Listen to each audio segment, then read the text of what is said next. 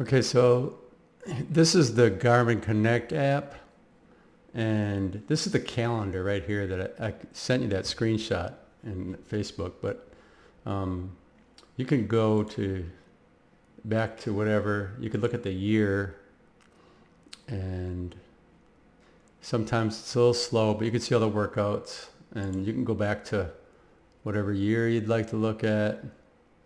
And I got my first Garmin in 2015, so every workout's in here. As you can see, most of the days I have at least an activity, but whatever. So here's a couple of the things that I like. The calendar's cool, but the biggest thing is being able to create workouts. So if I go to my training and workouts, these are all the workouts that I've done or I plan to do or whatever. And I'm just going to show you how you do this.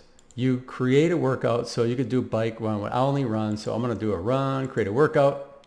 And what it does is it allows you to set up, you know, it's got the warm up, and I always do like a mile warm up for pace runs or a mile and a half for intervals or whatever, and a cool down.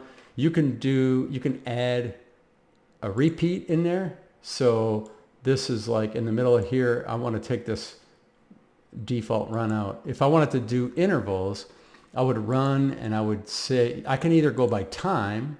So I can put, you know, I can put in, I want to do 10 minutes and I want it to be at a certain pace. So I usually use pace, but you could also use, I'm trying to get, it's messing up because it wants a value in here. So let me get that value. What I want to do is get rid of this, reset the target. Yeah, stop it. I want to do time. All right, I'm going to start all over. I'm going to delete that repeat and I'm going to add a repeat. So you can go by time, and then you can either say pace, or you could say speed, or you could do cadence or heart rate if you want it to be in your heart rate zone. And what happens though is, and I'm going to just go to one of my workouts. If like tomorrow is my pace run. So I'm going to do a 8-mile pace run. So I'm going to pretend like I'm going to edit this guy. I like to break it up, and even though there's no recovery in between here, and I don't know if you can see this, but I'm going to zoom in a little bit. It's 8 times a mile, and I got a pace between, I want to run 8:10 because that's my marathon goal pace. So I warm up for a mile, and then I take off and I run 8 straight miles. I don't have any recovery in here, but it resets the pace after every mile. Because what happens if you drift too far, it's doing a cumulative pace. So every mile, it kind of gives you the current for that lap. It just works out better this way, trust me. Anyway, so I really like this. And what happens is, for a pace run, you're basically going to be dead. You have to be dead on. But for like an interval run, if I go to, let's say, interval 3 by 1 mile.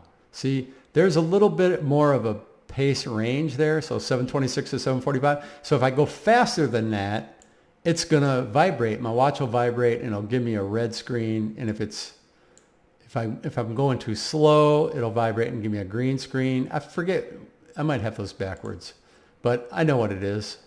When it happens, I'm either going too slow or too fast. Usually with a pace like this, it's probably I'm going too slow, but quite honestly. Anyway, so that's one of the benefits, is being able to set those workouts up. And then what you do is when you come to your calendar, I'll let it load up here. I'm going to go back to the monthly view. So if I wanted to add a workout like to today, I would just click on here and say, I want to add a workout. And then it's going to have all my workouts over here. I can drag them. Or I could even be in my workouts here, and I could just come over here to the little calendar icon and say, I want to add it to this day, and then it would put it on that day. And it syncs. Every time I go to the app on the phone, whatever I create in the browser gets synced to the phone, which in turn uploads into the watch. Now, my old watch, I used to have to plug it in the USB and do all that, but this one here does it all Bluetooth. It's really nice. So there's other things. You get dashboards, my running dashboard, just different things, like it shows the most recent activity. You could customize this all. I don't ever really go here. But there's things to keep you motivated, like here's your daily summary. It'll give you all the stuff and how many calories you burned. I have MyFitnessPal, so I can sync that now, and it'll tell you how many more calories I have left. Oh, 269. Looks like I'm going over. I'm going to Thai food tonight.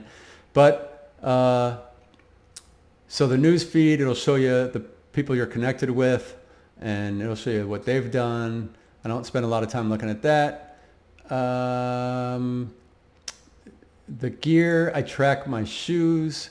So like right now I'm using this pair. So I got 125 miles out of 400 on them.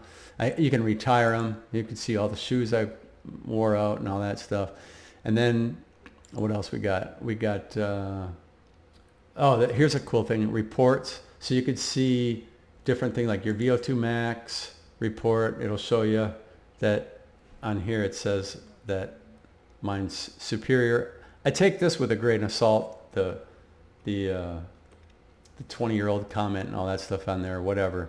But I like to do this right here. I go to running activities for the last 7 days, maybe, and it'll give you a total how many miles. But I always like to keep up with this year. So this year I just went over 1,000 miles this recently, so 1,013 for the year.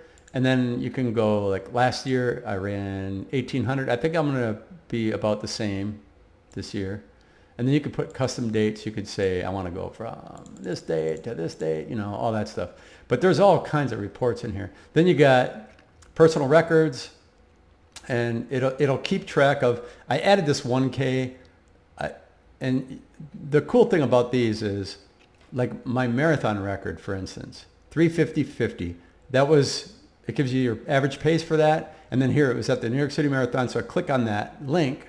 It actually takes you to the New York City Marathon event that I did. It's got a picture of me on the ferry, and there's me waiting in line to get on the Staten Island ferry on the way to Staten Island. But you can look at all the different, your elevation, your pace, the cadence. Now I had my 220 back then, so I don't have heart rate and stuff on this event, but my new ones I do. But you can see all the lap paces. You could see what your average pace was for I put 2 mile intervals in there, so that gives you, different. What I would do now, I wouldn't do the 2 miles anymore. I just do 1 mile at a time. The last one was a 2.2. You see, I slowed down a little bit, but I didn't peter out because I had a 9:35 on the second last interval, and then I sped up towards the end. But anyway, what else? We got badges. This is a little motivation stuff. You got your leaderboards here. These are points leaderboards. Some people that do tries, swimming events and bikes and all that stuff, they're going to have a lot more badges than me. I pretty much only run and walk, so I got all the steps and miles and running and whatever. And these badges have only been recently added to something besides steps. I guess it used to only be steps. But there's other stuff too in here. Your goals. I finally did a goal because I wanted to have I did a one goal, 200-mile month. I did that this month so I could get a badge. That's how goofy it is for this kind of stuff. I mean, it keeps me motivated. But here's another thing I didn't say. Like, you can filter out stuff. Like, you see how I put the goal in there? And then I can say my walking. So I actually did one walking event this month. You can take the running out and put in only the workouts, which there's a couple down there. But you can filter all this stuff on here. It gives you, I want to see only the running. It gives you the total for the month right here. It Gives you the totals for the week on the side. Just overall, I'm sure there's things like this for Apple, but according to my buddy, it's not quite as good. I don't know. I'm not a fanboy of anything, really. If it's good, it's good. But the one thing that he did say is he didn't know of any way natively with the Apple Watch that you could do this, planning out these workouts and seeing this kind of information. There's so much stuff you can look at. And like here, you can even play the event and it'll show you the track that you ran and all that good stuff.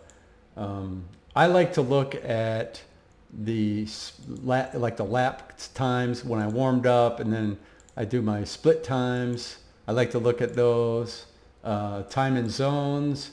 I'm in zone 3. This is the heart rate zone stuff. I know you were interested in the heart rate stuff. But anyway, if you want to see something else, let me know. But I'll load this up to YouTube. Hopefully it won't be too much of an echo. I'm in this room with wood floors, so it kind of sucks. But hope you like it, laddie. Talk to you later.